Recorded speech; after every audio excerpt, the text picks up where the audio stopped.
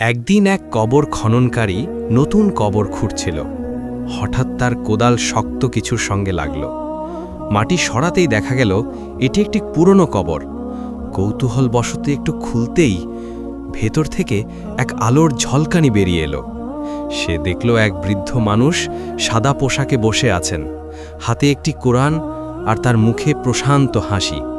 কবর খননকারী ভয়ে কেঁপে উঠল আর প্রশ্ন করল, চাচা, আপনি কি জীবিত?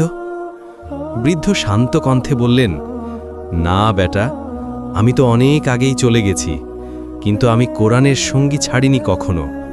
আল্লাহ আমাকে এই নূর দিয়ে রেখেছেন যতক্ষণ না কিয়ামত আসে। এই কথা শুনে খননকারী কান্নায় ভেঙে পড়ল। সে বলল, হে আল্লাহ, আমাকেও এমন আলোয় ভরে দিও। তাই যে মানুষ কোরআনকে জীবনের সঙ্গী করে তার কবর হয় নূরের বাগান, আর কিয়ামতের দিন সে উঠবে আলোকিত চেহারা নিয়ে।